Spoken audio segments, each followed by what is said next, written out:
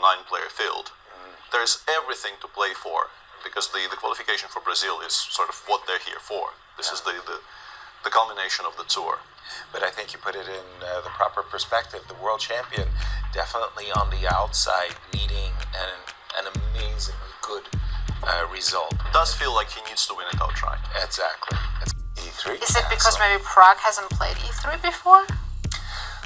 You know, it's also one of those things that you're playing a Nimzo Indian, and maybe in your mind, once you play the move Bishop B4, you're kind of thinking to yourself, well, I would love to have Bishop takes C3, C5, D6, E5 setups, or maybe I will play D5, A6, Bishop to D6 setups. There's dozens of options. Right, Yeah. and they all start, going through your mind as you're working out the ideal. And then after Bishop D3, you go, he's not playing A3. Okay, now I have to reset my mind in D5, A3. And we have Bishop A3.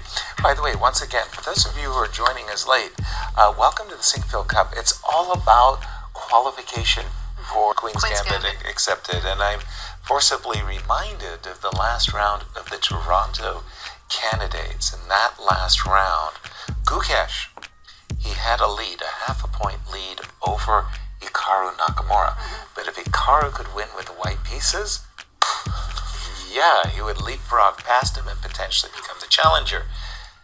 Gukesh played a Queen's Gambit accepted and neutralized completely. He played actually a near perfect game. Not today, though. As black. It's interesting. It's interesting. We left it here.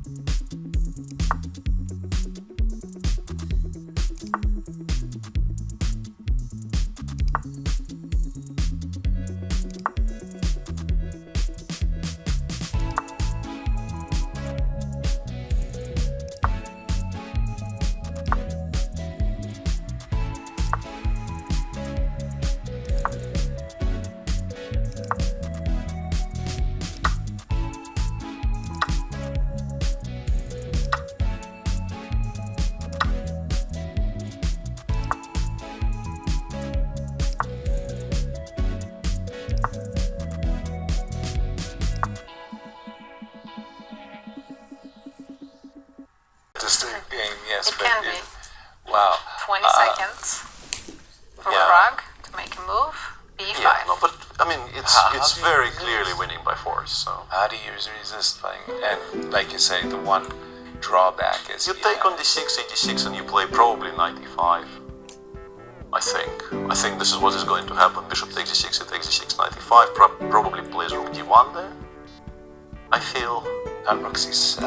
I don't want to even think about rook a1, knight e2. My problem is I really do not want to even give black a, Yeah, after Okay. rook d1. rook Just d1 zero and d7. counterplay. Yeah, rook Give e1 me and the d7 is good. Yeah. And give me this.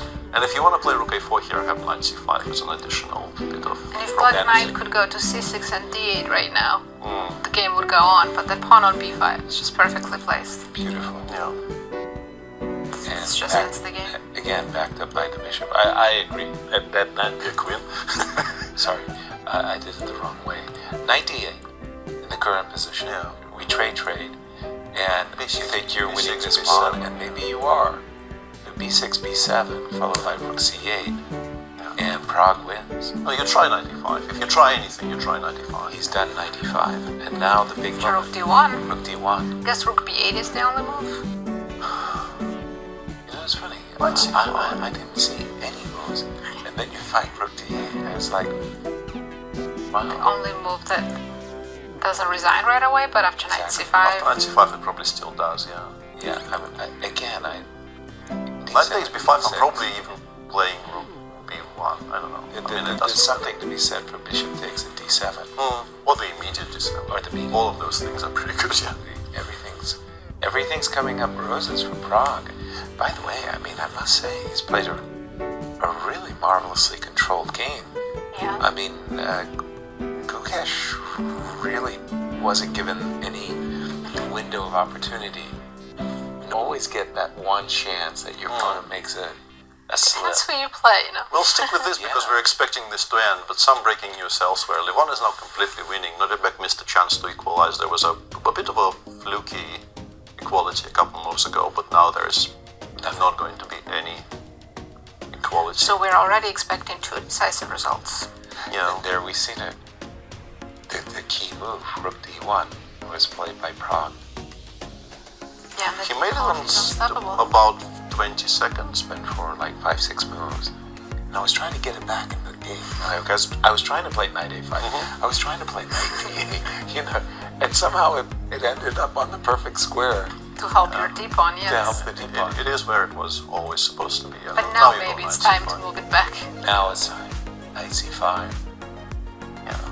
Black Gukesh's knight on d4 has got to move, and it's not pretty. d7 will win a piece. Yeah, I think what you try is knight b5, d7, maybe. What was I playing then? Knight b5, d7. Not if Knight c6 or knight f7 or something. But I can take on b5 and take on e6. simply up a piece. Yeah, but you don't even have a pawn for it because I will take on e6 along the way, and then I will take on d8 with the knight. The knight will escape eventually. This is 3 against 3, and I have more pieces. And the g4 once again. Yeah, no. This is easy. I'm thinking this resigns. Yeah, I think Gukesh knows it too. He doesn't have any tricks left. Nothing. Bad start for the world champion. There He it is. I resigns. mean, that's what I was thinking. I mean, just beautiful play. Tip of the hat for Prague.